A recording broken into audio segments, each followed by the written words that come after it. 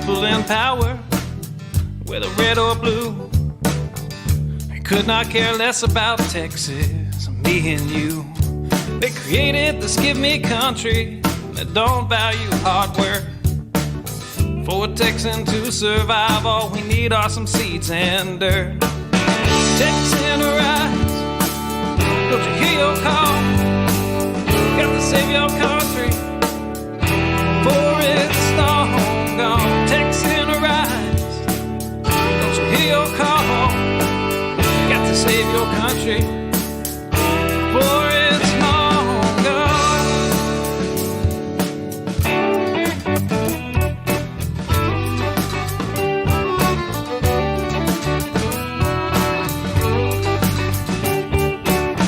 We believe in family and we value our community. Gladly lend a helping hand to a neighbor in need. And we don't believe that government should provide for all of society's needs. No, it's the pride of a Texan to give to others voluntarily. Texan rise, don't you hear your call? Gotta save your country before it's long gone. Texan rise, don't you hear your call? Gotta save your country before it's long gone.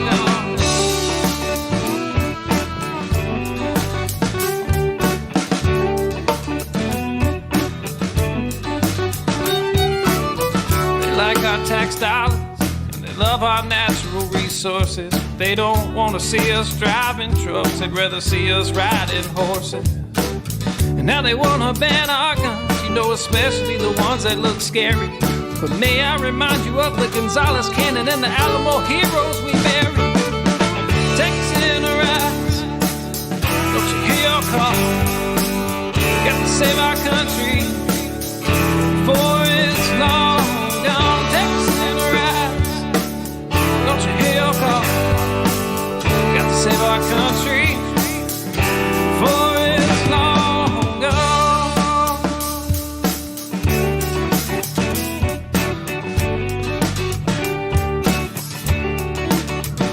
This last verse is straight from the Texas Constitution, Article 1, Section 1 and 2. Look it up.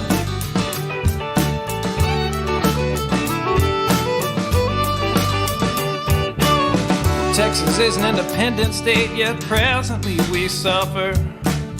We no longer possess the right to locally self-govern. And now it's time as a people in which all political power is inherent. And in such manner we find expedient, we reform or abolish our government. I said, Texan rise, don't you hear your call? Got to save your country before it's long gone. Texan rise, don't you hear your call? Got to save your country before it's long gone.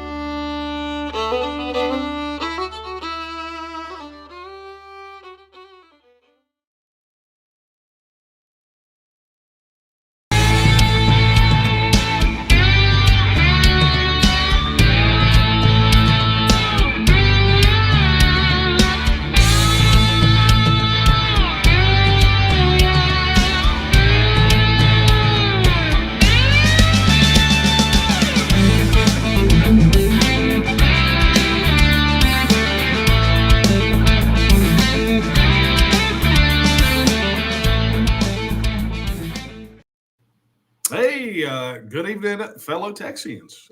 This is Daniel Miller, and it's time for Coffee Talk. And I'm sure that some of you thought that because I was going to be out of town that I would miss Coffee Talk. And you would be wrong because I'm not going to miss it. As a matter of fact, I definitely need to decompress because I just got back from the Wise County Conservatives had a governor's candidate town hall, and going to be talking about that and a lot of other things. Been 1 week since I announced that I'm running for lieutenant governor, and there's been a lot of developments on that front.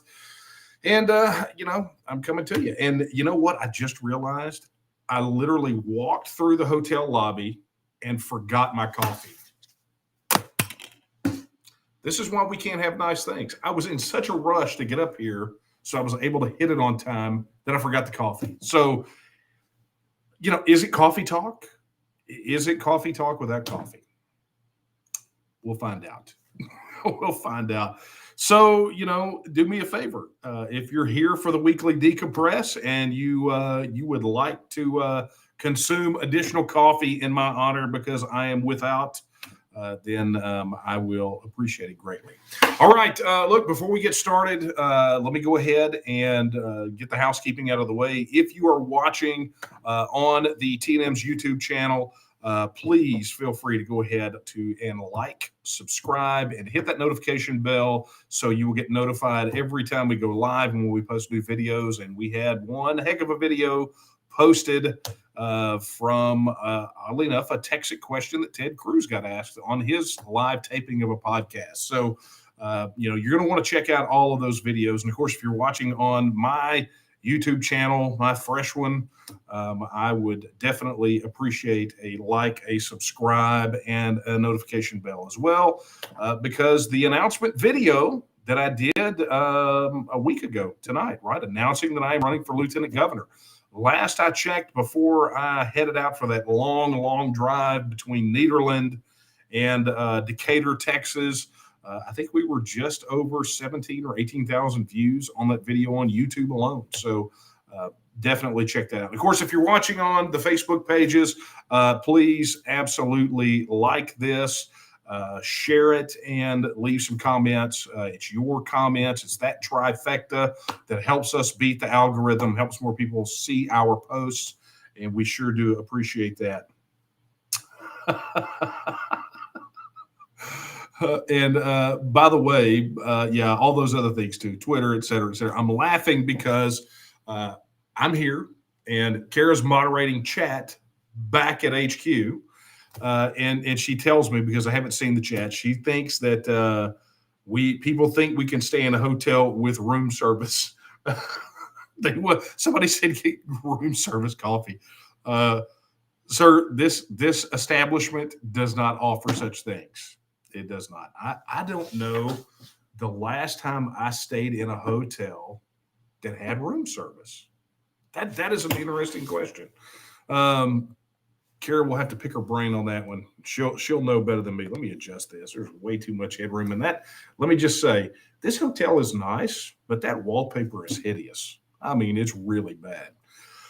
All right. So, Omni in Austin, many years ago, I think we got a deal on Priceline or something. I think that was the last hotel I stayed at, and that was years ago. And the kids were small. Anyway, all right, I digress.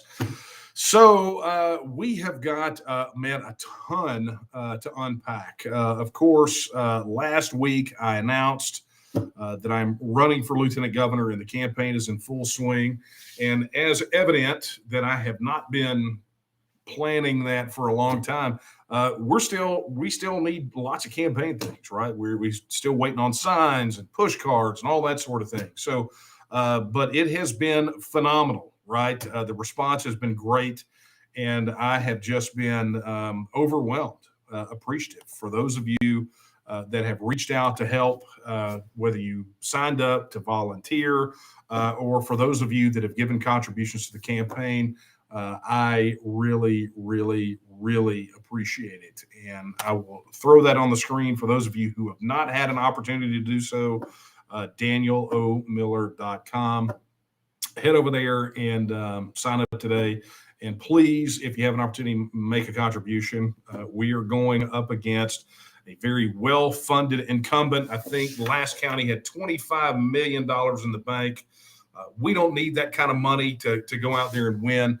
We got a lot of sweat equity we're going to put in this, and a lot of really super passionate people that are going to help out. But every little bit helps, man. I still can't find anybody to give us campaign signs for free. So, phone calls cost, the website cost. And it's that way for not just my campaign, but for so many of our people that are going to go out there and challenge the status quo on your behalf, that are going to go out there and take on a political establishment that frankly has treated us like dirt for too long. So we're going to go out there and we're going to win it. And we're going to win it with the political power that is inherent in the people. And that's sweat equity, that's contributions, whatever. So let's get down to it. You guys want to do some before I get to any questions, I keep looking over there and I keep getting distracted. But the campaign has launched, and many of you have asked about it. And again, thank you all. One interesting milestone, I think it was this morning maybe or yesterday. Whenever we posted it, you'll see it on our Facebook page. But the announcement video has already received as of last count, when I saw it last, over 104,000 views. That is spectacular in this amount of time for a campaign that's just kicking off. And I cannot thank you all enough that have shared it, that have gotten out there and really just started banging the drum. I cannot express personally what it means to me to have your confidence. And I pledge to you that I will continue to be your champion. I will say the hard things and do the hard things that others refuse to do. And I will be your champion. And I am just very appreciative. Got to meet and shake hands tonight with many people who signed the letter that really kind of pushed me over the line to run. And you can still take a look at that if you go over to standfortexas.com. That letter is still up, but I got to meet and thank and shake the hands of many people who signed that tonight. And all of your words of encouragement. Thank you. All right. So with that being said, we are out of the starting gate. And of course, as you can tell, between the petition campaign and Take Texas Back and this campaign, the T&M is blasting with every barrel we got. We are steamrolling ahead.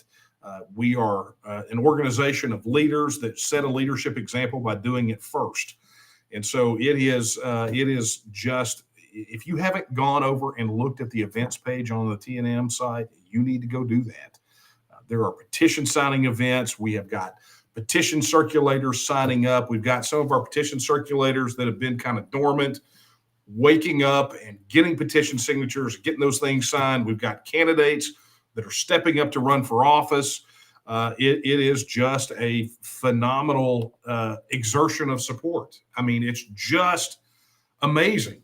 And I can tell you that it really is paying off, because yet again tonight, at what I believe may be the first forum for all three of Abbott's main challengers, right? The ones that are polling the highest. So that's Huffines, that's West, that's Prather, right? This was the first where they were all three, and they were all three. Well, it may not be the first, but they were all three asked on the stage on a live stream the TEXIT question. Right now, they were taught, they talked about a whole other host of issues, a lot of other questions, but the question at the tail end was the TEXIT question, and it gave a phenomenal opportunity for anyone who was watching or who was there to see where each of the candidates are on the issue. And really the one that has made the most progress on the issue is Chad.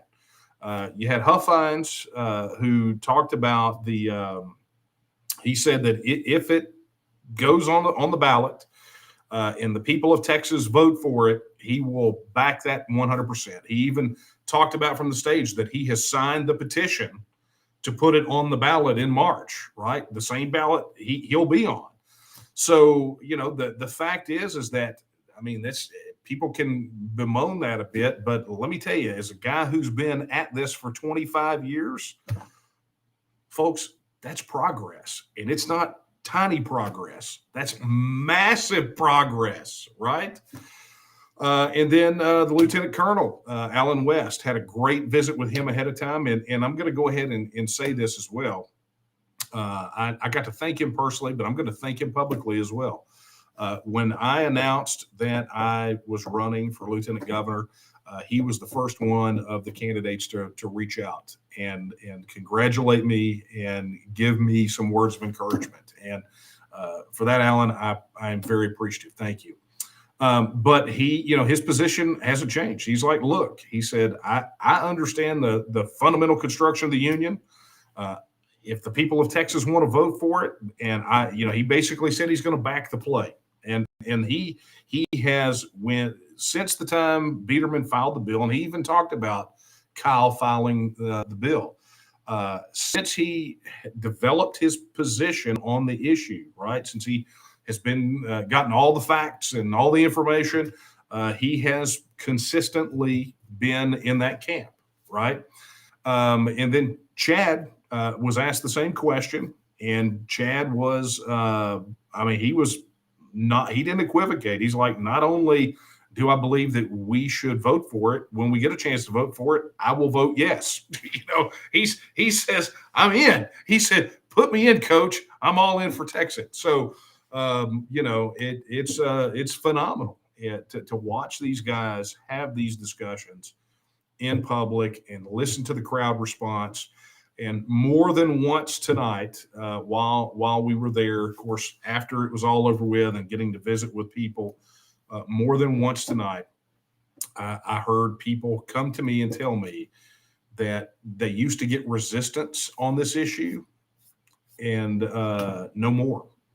People are not resisting. I mean, you're still going to have knotheads, right? You're still going to have people that are going to be crazy about it, but they understand that the stakes are so high that the border issue and the health mandates and the currency issues and the infrastructure, all and the banking. I mean, all of these things are coalescing in people's minds, and they're like, at a minimum, I need to consider it, but just a little past the minimum, I got to be on board, and that's where we're getting. The resistance is breaking down. So it tells you that we're closer than we've ever been. And of course, granted, tonight I was there in the campaign capacity, and so I got a lot of questions about a lot of other things, about the border, about immigration, about property taxes, all the things that I list as issues on my site. But invariably, people wanted to come back. I mean, they may approach one of those issues, but they wanted to land right at the TEXIT issue. And I got to tell you, when the TEXIT question came, the live stream, you know what? Let's see if we can get somebody to post the link to the YouTube. The live stream should be archived. So, see if we can get somebody to post that, maybe in chat somewhere. It'll, I don't know. It'll go. If somebody can post it in the chat, then Kara, if you can grab it and repost it, it'll send it out to all of these, right? But bottom line is that, which was hilarious when it came up, Alan name checked me from the stage. He said, "Hey, Daniel Miller's in the audience. He's running for lieutenant governor. We've talked about this issue. Boom. Here's where we're at." So again, super appreciative. So observations for tonight. Man, you guys are very chatty. Kara's throwing a lot of things over here, so I'm gonna have to get the Q&A pretty quick too. But overall impressions. The crowd was first off, the room was packed, right? I mean, there was a lot of people there. And they were anxious to hear where the candidates stood. And I can tell you that there are probably some people that came out of that event that have set. In other words, that, they may have come in and really kind of on the fence about things, but really and truly, I think some people may have made up their minds and settled in behind one or more candidates. But I also say this, I think that there is a significant component of people out there that still have not made up their minds.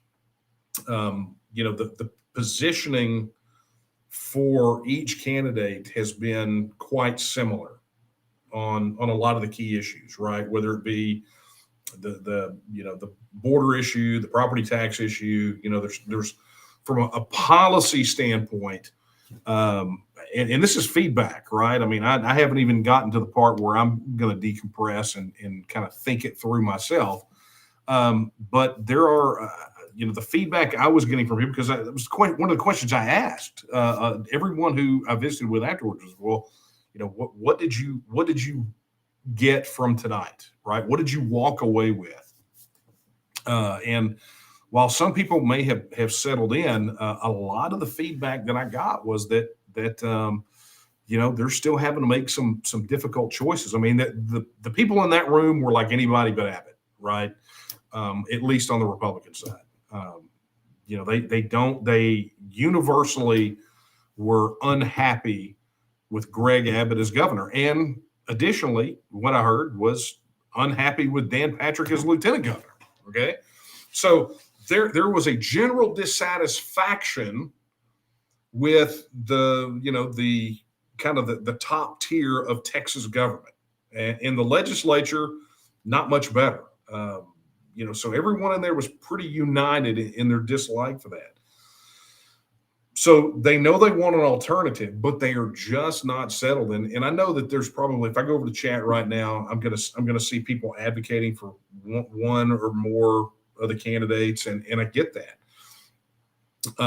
And where I'm at, and I guess this is probably going to answer one of the questions. Let's see if I can find it.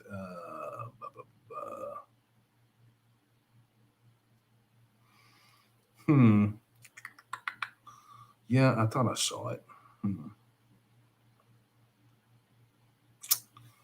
Okay, maybe I missed it. Okay, but anyway, I'm pretty sure that I saw when I was flipped over to chat a minute ago. Somebody wanted to know where I'm at on the issue and where the organization is, and I'm going to tell you right now, the organization has not endorsed. The organization will likely endorse as much as we can, but we're still undecided on the issue. Excuse me. So, things like tonight definitely help resolve that out, but there's a lot of conversation that we got to have, particularly across a whole host of issues, because like tonight, a good example, one of the things that did not come up at all has been a really big issue for the T&M, and that is the Alamo and monument protection. It was incidentally a Republican legislative priority that they did not take care of. Nobody really did anything about it. So, the Alamo issues, monument protection, Texas history, those things, that's a huge issue for us. It's an issue that we have worked for years. And so, we still have to get some resolution. Again, common misconception about the T&M is we are solely focused on TEXIT. Yes, absolutely. TEXIT is an unquestionable part of what we do, right? It is a non-negotiable for the organization, but there are other issues besides that we have to take into account before we can put the full power of the organization behind any candidate. What good does it do us if a candidate is strong on political independence but weak on cultural or economic independence, right? And what good is it if a candidate is good on economic independence but doesn't believe that Texans at a fundamental level have a right to vote on TEXIT? So, it's in process, and I'll tell you personally, for me, I'm beginning to resolve in. I'm kind of getting there on a personal level, but I will not share that outside of the. I will not share that probably outside of the organization because even though I'm running for lieutenant governor of Texas, at the end of the day, I am also still the president of the Texas Nationalist movement, and whatever the organization decides is the play that I'm going to back. You take that to the bank, my friends. That's what loyalty is. Okay, so let's take some questions. You guys ready for some questions? Yeah, I know, right? Somebody says Uber Eats for the coffee. I don't know what they have here. Yes, but I definitely need coffee. I don't know who's talking about the coffee in the chat, but I appreciate it. Okay, this is a question from Facebook. Christopher wants to know. He says, "Let's talk about shootings at our border from across the river at our National Guard. What would your response be?"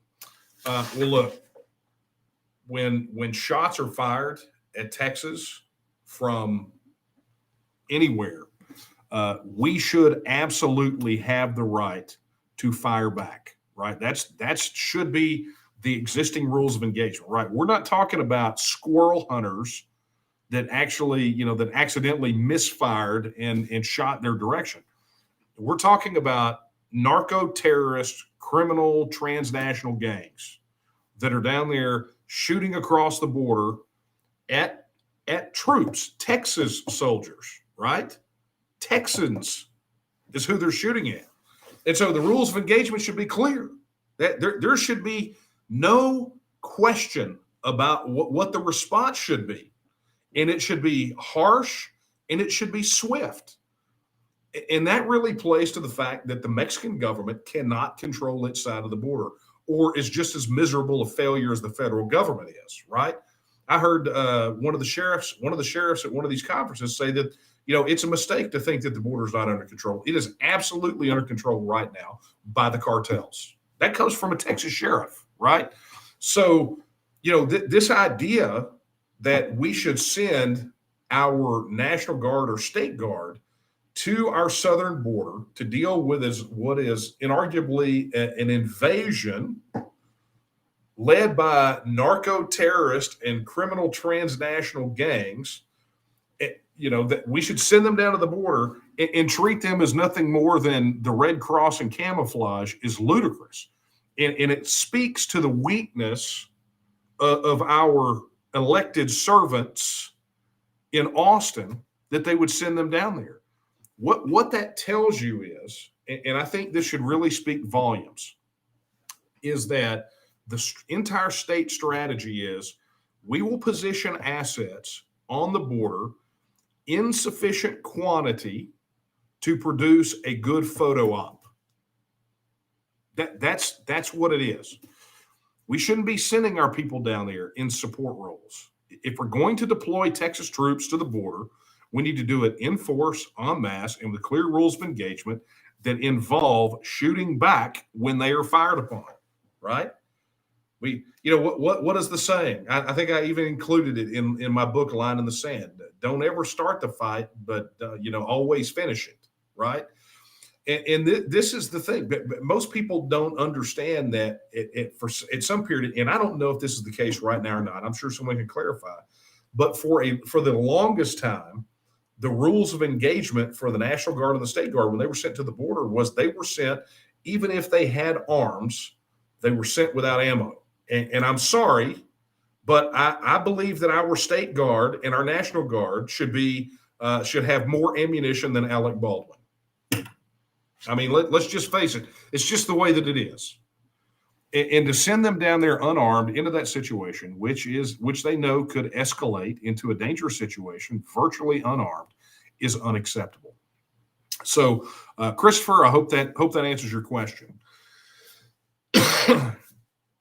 Okay, so Jennifer on Facebook wants to know about petition counts. I don't have those, so I can't answer that. But CPCs, our petition circulators, they participate in something called the CPC Accelerator weekly, and I think it's on Thursday nights. I participate. I've been there some, but they congregate on there. That's where they get briefings about current petition counts, who's leading in the leaderboard, who they get various tips, tricks. It's where they coordinate larger events. So best way to find out is go become a petition circulator, or you're going to have to wait until, like everyone else, until we go dump them in the lap of the appropriate authority on December the 13th. Speaking of our district director there in SD22, Paul Roby, is wanting to put out a call for petition circulators to help collect petition signatures in Galveston at the Lone Star Biker Rally, November 4th through the 7th. So, you know what to do. If you're a certified petition circulator and you want to go help that massive event, look, you're really going to need about as many people as you possibly get down there. I went and worked it on a previous petition campaign, and it's amazing the number of people that are there. But if you want to get involved in that, drop an email over to petition. Well, go sign up. First off, if you're not a petition circulator, go sign up to become a petition circulator. And then, drop an email. There's a place on there where you can email, but it's petition@thetnm.org. And here is the web address for all things petition related, tnm.me/petition. You can go there and find out more about the petition campaign, where you can sign it, a list of directory of petition circulators around the state where you can connect with one locally. Additionally, all of our events for the duration of the petition campaign will be petition signing events. And so you'll get a list of those where you can go and connect and do all that. So go over there and make sure to do that. But Paul is asking, he's calling all hands on deck. So if you're a petition circulator and can get down there, definitely connect with Paul or Michael Smith, who is our petition coordinator, and they'll get you squared away. Okay. Hey, here's a super chat. Thank you so much for your super chat, Tex. Appreciate it. Yeah, those contributions mean the world to the organization. They are super helpful. People don't understand just our billboard campaign, right? Just the billboard campaign, not to mention when we run radio ads or digital buys or anything. Just the billboard campaign runs $250 a day. And that is, we could actually ramp that up more, but that's where it settles in at, to be on the 77, or maybe we're at 82 faces now, but 82 billboards around the state. So everything helps, including the super chat. Tex asks, would you be more agreeable to property taxes if it were explicitly linked to representation? It's interesting, and I don't know, I don't believe it's still this way, but for the longest time, the only people who could vote in related to anything property tax, I believe it was bond elections or whatever, anything that would increase were property owners, which I thought was kind of interesting, and I don't think that's the case anymore. But because even though I'm a property owner, I still get to vote. But even before I was a property owner, I seem to remember having to go vote for bond elections. So I don't believe that's the case anymore. But that being said, look, I am fundamentally opposed to property taxes, and I'll explain to you why. For me, I find a property tax is as immoral as an income tax. Okay. But for a different reason than the income tax. The income tax is immoral because it taxes the production of the substance of the individual. However, the property tax, right? One of the guarantees, life, liberty, property, right? One of the fundamentals that we got, they eventually changed it, or it was changed in the Declaration of Independence to pursuit of happiness. But it was one of the kind of three fundamental guarantees, the tripod of liberty, right? Life, liberty, property. And it was those freedoms. And so the problem, the immorality of the property tax is that you purchase a piece of property, it should belong to you.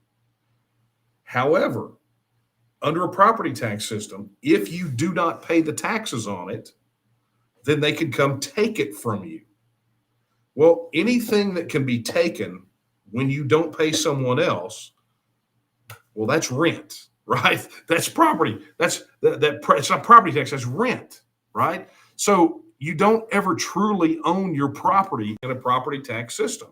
Imagine that for any other thing, right? Let's just say that, and I've heard some people that some states, I believe, have a personal property tax where they can come tax all your stuff in your house or whatever. But imagine that, right? Imagine on your phone, or that you're watching this on right now, or your computer or whatever device. Imagine that you purchased it and you bought it outright, and then you had to pay the people that you bought it from, or some other entity altogether. You had to continue to pay them every month or every year for the right to own that. And if you didn't pay it, even though you had already paid for it, they can come take it from you, right? It's immoral, right? In a system of property tax, you never actually own your property, because the government, under color of law, can come in and deprive you from that ownership. And I'll tell you, property tax is about as Marxist as it gets, right? Graduated income tax, definitely Marxist. Abolition of private property is Marxist. And when they can come take it for non-payment, then you don't own it. In fact, under a property tax system, you don't ever own property. You pay for it. You give the money to somebody else and they transfer the deed to you, but you must continue to pay the government. And if you don't, they will take it from you and then they will go sell it to someone else. It's immoral. So no, I am fundamentally opposed to property taxes, period, full stop.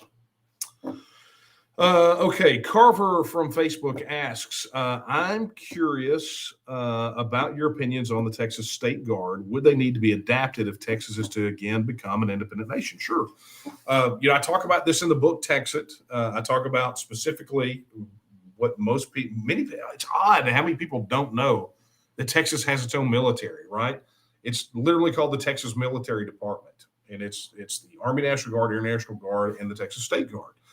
And for the longest time, one of the things that I have personally advocated for, that we have advocated for as an organization, when I ran for state representative in 2012, I advocated for, was the full militarization of the State Guard. Right now, the enlistment is lower than the National Guard units, but I think Texas should begin to shift that, and ultimately, upon TEXIT, we're going to have to. Right? That's going to have to happen. And so I talk about it specifically in the campaign in the context of the border, right? If you were to invest the assets that are being invested right now in some of these things that the state is doing, like, deploying the DPS, dozens of miles away from the border to apprehend, arrest, write traffic tickets. I mean, all that kind of stuff. When our DPS need to be elsewhere in Texas, they're all being shipped down there to kind of act as a secondary buffer. I'll tell you, just a side note, and I hope you guys don't mind this. I referred to this the other day. The state's response to the border, I referred to it as the astronaut diaper strategy. Now, some of you are probably wondering what I mean by that, right? What is the astronaut diaper? What does that mean? That means that in my mind, the state's current approach to the issue of the border is, instead of curing the problem, right, stopping the problem, what they do is they try to mop up the mess. It's the astronaut diaper strategy. Instead of taking some stomach medicine and fixing your intestinal ailment, you've decided to put on an astronaut diaper to mitigate the mess after it was all over with. And it's a ridiculous strategy. It has been since day one. So that being said, I have talked about the State Guard in the context, full militarization of the State Guard, typically in the context of the border, because we know the federal government is not going to fix the border. It's not going to happen. Instead, they're going to make it worse. And so on the road to TEXIT, we have to, the border issue is a national security risk for Texans, right? It's a public safety issue, right? It's a law and order issue. It's a public health issue. I mean, it's all of these things all wrapped into one. And so it represents a current and a clear and present danger, a current invasion on our border of lawlessness that must be addressed and must be addressed rapidly. But the challenge that we have with the National Guard is this. If the governor calls a full deployment of the National Guard and sends them down to the border, National Guard troops can be federalized. And so literally we could spend the money, we could deploy the National Guard down there. Those National Guard troops could be federalized 24 hours later and then told to go back to their house, go home.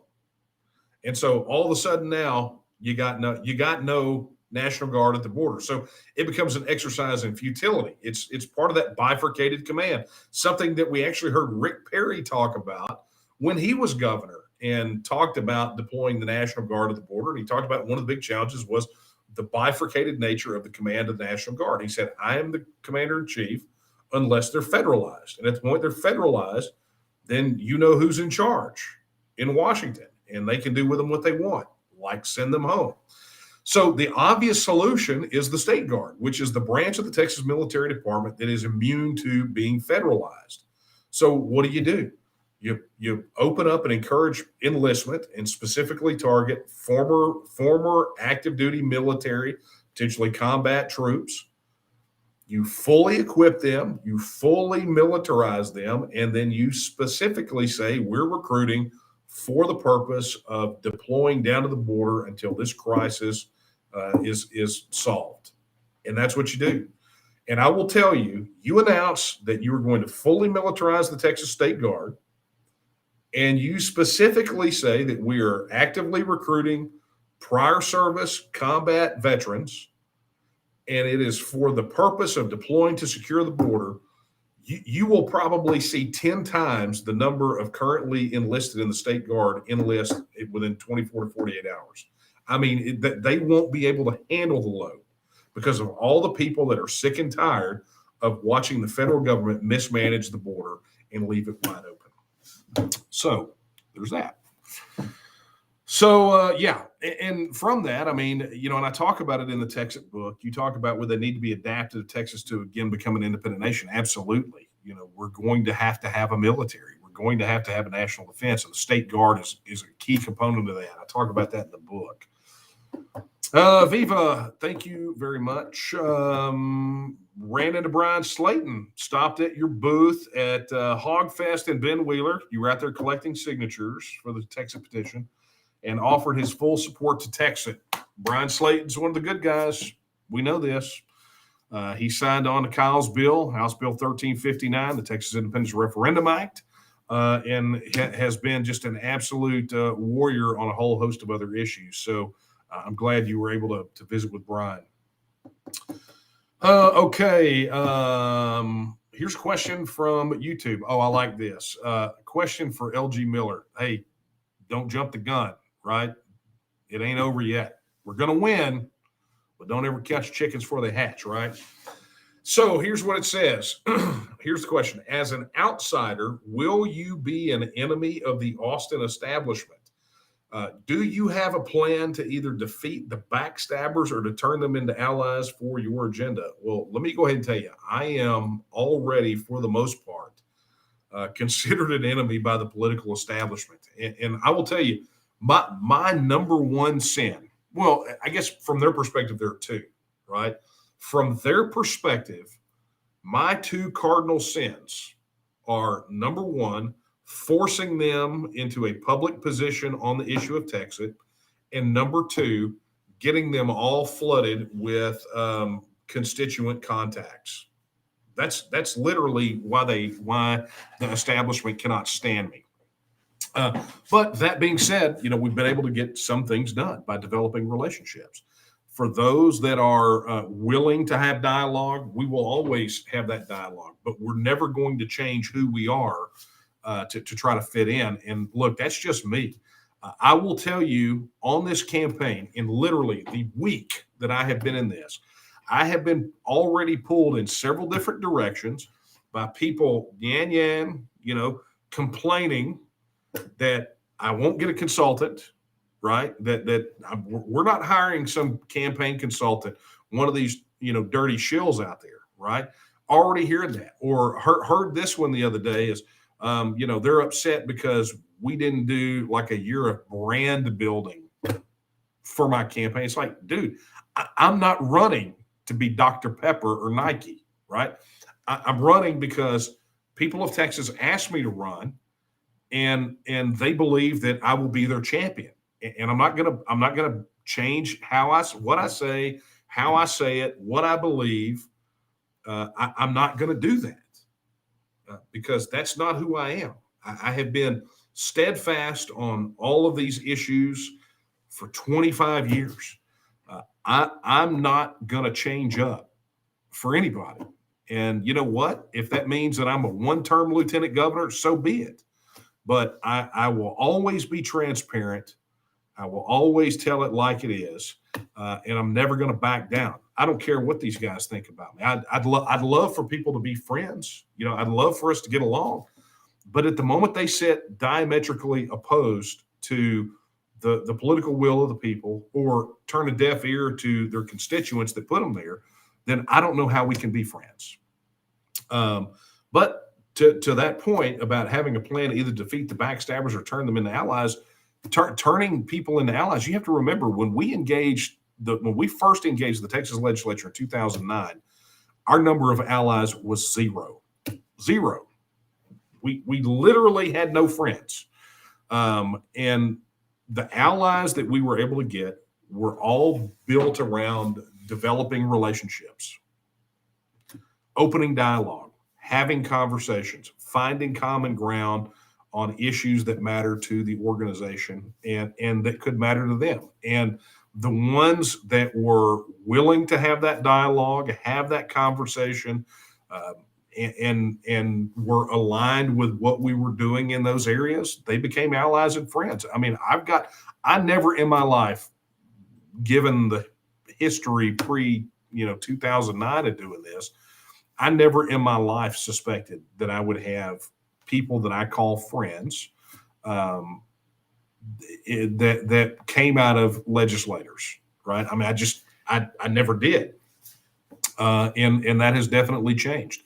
I have developed what I believe some very strong friendships with some of these guys, but we developed those friendships and those relationships around common issues, and they call us wanting to know, our take on certain things, and we call them and give them pieces of information and help them understand some complexities of some situations that they may not be fully aware. So it's just what it is, but we're always gonna be able to develop allies, and we will always be opposed. So one of the key leadership principles we teach, it's in our district director manual and in our LC manual. We talk about it. One of the key principles is that we are opposed. We can never forget, even when we win, we're still going to be opposed on the other side of it. It's why there will always be a TNM, because even post independence, there will be people out there that want to destroy what it is that we build. So we will forever be engaged in this, because not being engaged in it means that the opposition will continue to do what they do, and we will lose all the ground that we've gained.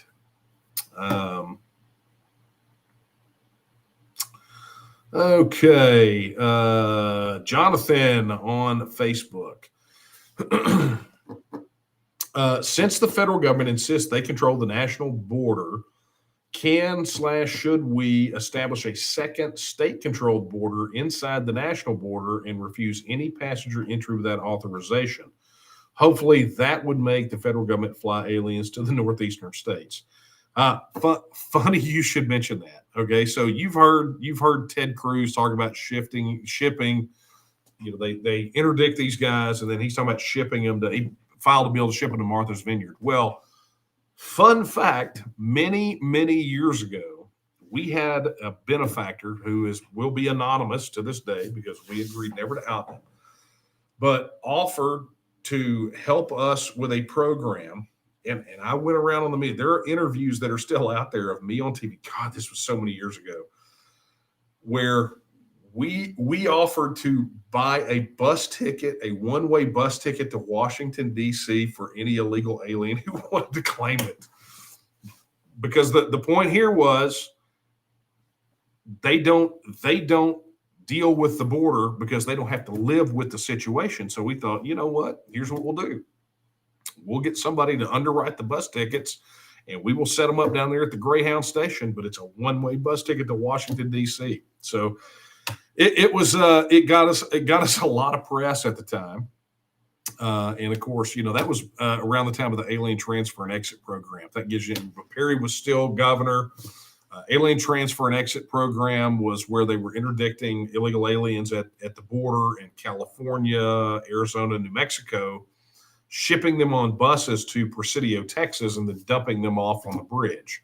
And so, in a matter of days, Presidio's not very well populated. In a matter of days, there were like 30,000 something illegal aliens that were dumped there. And yes, they were sent across the bridge, but on the other side of that bridge is the Chihuahuan Desert.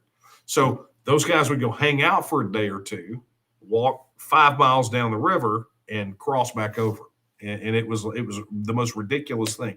What's happening now is like alien transfer and exit times 1,000, right? So it's even worse now. But it was bad back then. So to your point, though, as I wound down memory lane, you got to understand that one of the current challenges with the border, right, is that, and it's one of the challenges with the wall too, right? The wall provides a physical barrier, but the problem is that all of these things are set just inside the border, right? There are technically no troops, border patrol, whatever, other than, maybe the river guys or whatever, but everyone else is set inside the border. Well, the way the federal government interprets the law on the issue is the moment that they set foot on U.S. soil, then they are then under federal jurisdiction, right? So literally your only option is to deploy state military forces directly on the border, not 1 inch this side of it. Because stopping them and turning them, because at the moment that they set foot on the soil, the federal government, it claims authority over them. So you just got to stop them from coming across.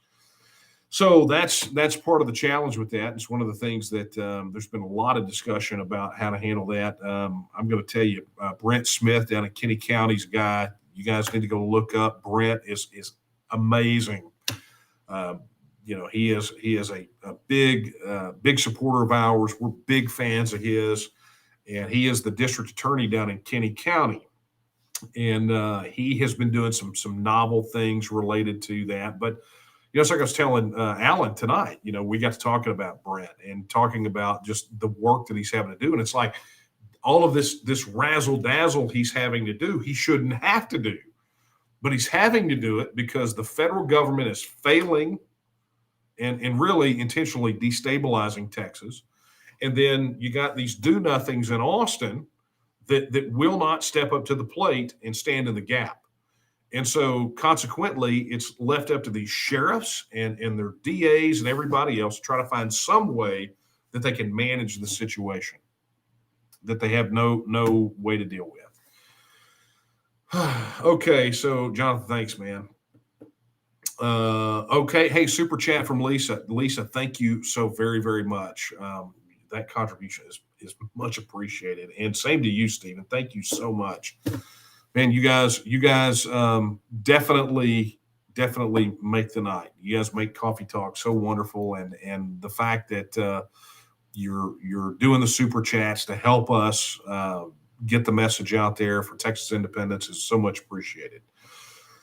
Okay, I think this is Erin.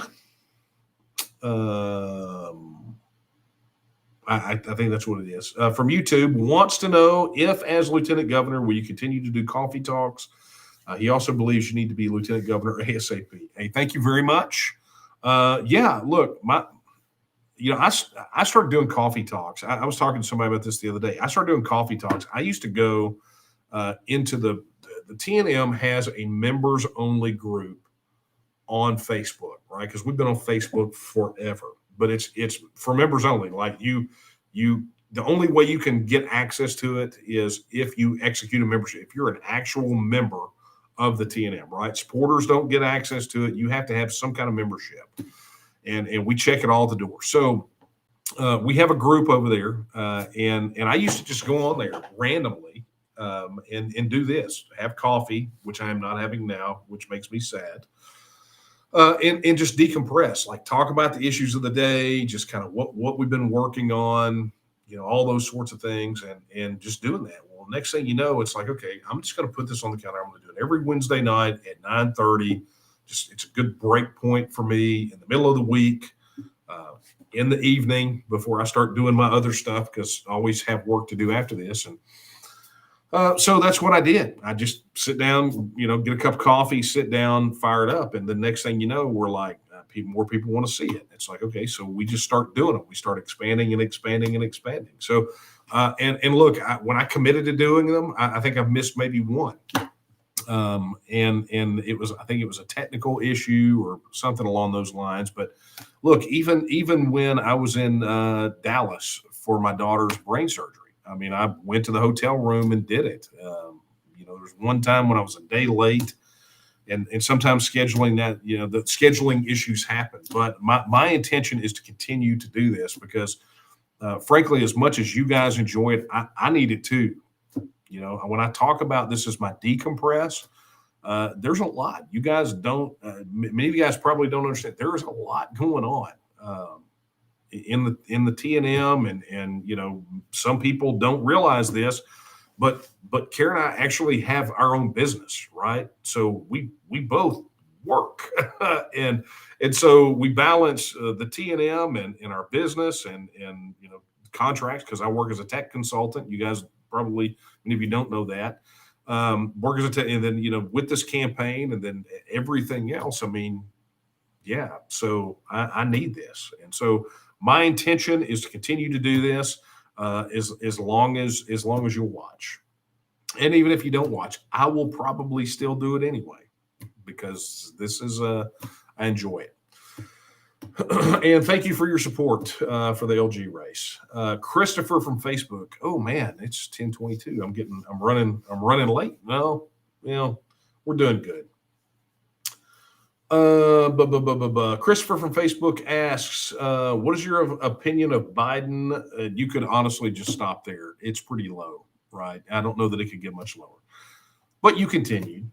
Using the IRS to look at anyone's bank account that spends more than $10,000 a year, so they know how you spent your money. Yeah, look, they, once they tie to your bank accounts and force you to do it, instead of having to calculate your taxes, they'll just send you a bill, right?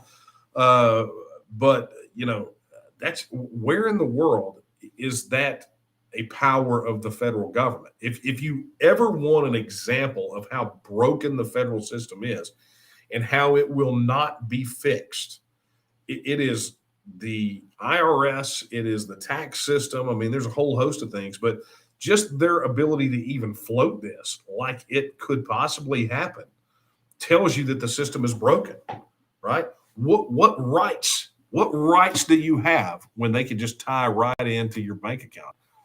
What happened to your right to privacy, right? Illegal search and seizure without a warrant. Well, I'm pretty sure that went out a long time ago. I'm fairly certain Edward Snowden made sure that everyone understood that you don't have any Fourth Amendment rights under the current federal system. And if anybody thinks that they have changed their stripes, you're out of your mind. The federal government will continue to invade your privacy across all levels. They will continue to snoop on you.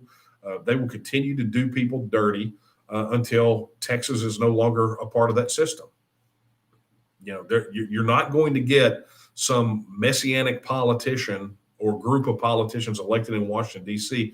that are going to fix it. I talked to Congressman Michael Cloud. I spoke at an event a few weeks ago down in the Corpus area. I think it was Port Aransas, maybe.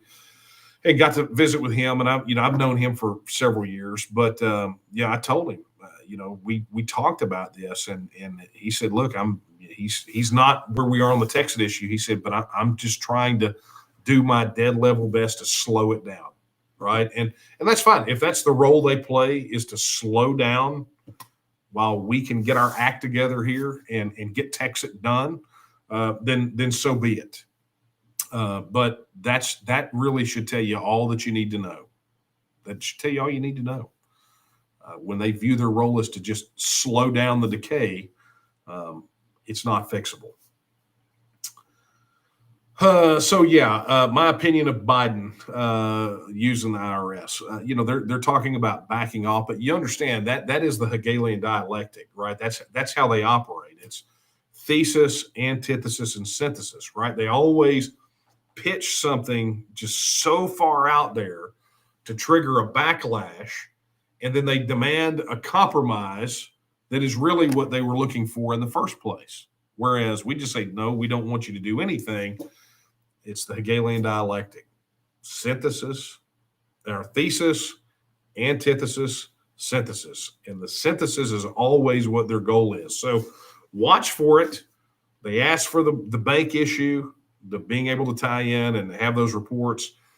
They got a big backlash. So let's see what their compromise offer is, and then you'll know exactly what their original goal was. And hey, by the way, thank you, Alec, for your super chat. Thank you very much. Man, this has been a weird coffee talk. A coffee talk with no coffee. Guys, forgive me. I was just excited to be up here with y'all. That's funny. Okay, somebody's posting in there that Jeff Leach is furious about the debate. When's the last time I cared about what Jeff Leach thought, other than the fact that he's uncomfortable? I mean, remember, he's the guy that went after Kyle's bill and called it anti-American and treasonous and all these things before he had ever seen it. So, Jeff Leach can go pound sand. Not a fan. Oh, Jeff Leach, that guy, he's something else. Okay, here's a question that came from chat. What would your first big what would your first big issue you would tackle after TEXIT?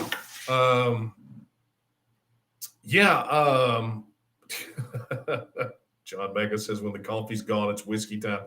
Look, this hotel room is dry. There's not even a bottle of water in here. Like, I would have to put y'all on hold and go in there and drink out of the faucet, I think. Look, it's not a first comes TEXIT, then comes everything else, right? I mean, if you're talking about it on the lieutenant governor side of it, I mean, you got to be able to walk and chew gum at the same time, right? All of these issues deserve attention. Every issue that we've listed off, including every issue in the T&M, right?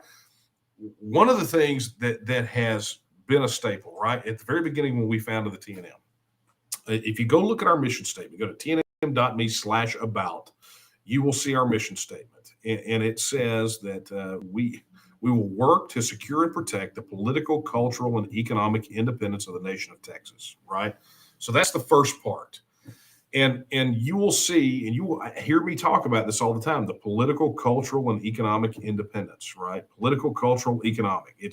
That is the tripod that independence stands on. And it's not something that we just developed, that, I didn't just pull it out of the ether, right? And it's not how it worked. When in the year and a half to 2 years ahead of the formation of the T&M, we did this exhaustive study of independence movements around the world, right? And how they came about, how they were successful. We studied the successful ones, the failures. I mean, it was very exhaustive, very in-depth, and very informative. But one of the things that resolved out of that research and that study was that the successful independence movements in the long term, aka they maintained the highest degree of independence post-separation, were those that had in equal measure political, cultural, and economic independence. Those were sort of the three things. So we knew that from an advocacy standpoint that we had to pursue all three, because if you focus on one and you lose the other two, then you lose independence as a whole, especially, and it doesn't have to be in the short term, it can be in the long term. And so the ability for us to TEXIT, and people fixate on the TEXIT issue a lot because it's frankly the sexiest part of the topic in the minds of most people, right? Because of Brexit, because of the referendum, the separation part, that is the part that people fixate on. But at the end of the day, we wind up looking at all of this. We have what I refer to as a holistic view of independence. One of the reasons that I talk all the time about the cultural aspect of what we do. I mentioned earlier how at tonight's debate, or if you want to call it, it wasn't a debate, it was a town hall, a forum. There was no discussion about monument protection and the Alamo and kind of the issues that have been plaguing that for years now. And it's one of the reasons I said that from an organizational standpoint, we're not resolved behind one particular candidate yet, because some of our key issues, like monument protection, we don't know enough from the candidates about that. So, that's how it works. So, as far as first big issue after TEXIT, look, we got a lot this side of TEXIT, during TEXIT, after TEXIT that we're going to have to contend with. But you know what? That's what's called being self-governing, right? We have to take care of these things. I've made clear what my priorities are. If you guys are phenomenal enough to choose me, right? If that is what you want, if I am your guy, then understand what you're going to get. You're going to get a vote on TEXIT. You're going to get progress on the abolition of property taxes. Definitely working on securing the border. Doing in all the different ways that we talked about. We're going to get legislation passed to secure health freedom. We're going to end the proliferation of toll roads. It goes on and on. We're going to tackle this issue that we had with the grid and defederalize it and get rid of these subsidies and do all. I mean, there's a whole slew of things. Go to my website. But if you want to understand what we're going to be advocating for post TEXIT, we're going to be advocating for a whole host of issues. We got an entire transition process that we have to manage post TEXIT, right? And we understand there'll be some constitutional issues, some statutory issues. There's going to be great debate around the way those things shape up post TEXIT. We're going to have to examine all the international covenants, treaties, and agreements that the multilateral agreements and conventions that we're going to want to sign on to, and some we're not going to want to. Those are all going to have to be examined. And then the final key piece of that is the negotiation that's going to have to happen with the federal government. So, game on, so it's there. Look, the remainder of my days is probably planned out at this point. But the bottom line is we keep fighting the battle until we win, and then we keep fighting to maintain that win after we win it, right? No defeat is ever final, but neither is any victory, right? So you got to hit the ground running every day. Either what was that story about the lion and the antelope? Yeah. All right. Well, look, it's time, folks. You guys have been very, very kind and very indulgent tonight as I have done this without coffee. This is a coffee talk without coffee. And I am not for those of you joining late, I am not protesting, right? It's just I left it in the lobby. I have to go get it. So, look, I want to echo what Stephen said. Oh, hang on. And by the way, thank you for the super chat and the mention of the Alaskan Independence Party. Yeah, that's a whole other conversation. I have got something coming up for you guys. I've got to get back on it this next week, but I had a phenomenal visit with the Cal Exit people, the New Hampshire Exit people, getting ready to loop in the Puerto Rico Exit people. I mean, this thing is about to get really cool. You guys are about to get that virtual international summit you wanted, and it's going to be phenomenal. So just stay tuned. Okay, so I want to echo what Stephen said. Thank you to everyone who donated tonight, whether you donated in Super Chat or you went to tnm.me/donate, or you went to my website at danielomiller.com and donated there. For whatever you donated, wherever you donated, and for whatever purpose, thank you for supporting our work and our mission to go out there and make Texas free and independent. That being said, it is time to wrap this bad boy up.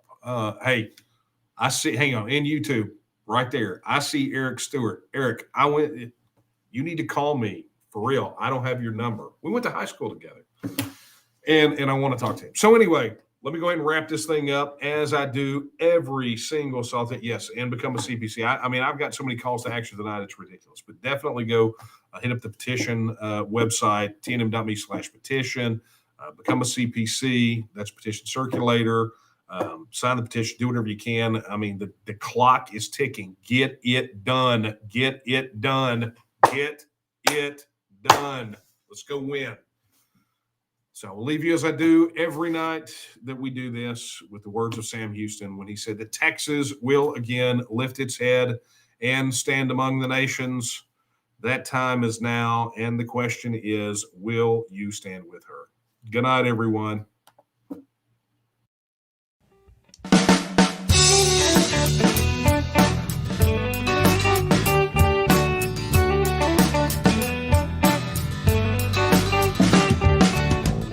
of the people in power, whether red or blue. They could not care less about Texas, me and you. They created this give me country that don't value hard work. For a Texan to survive, all we need are some seeds and dirt. Texan, rise, don't you hear your call? Got to save your country before it's all gone. Texan, rise, don't you hear your call? Got to save your country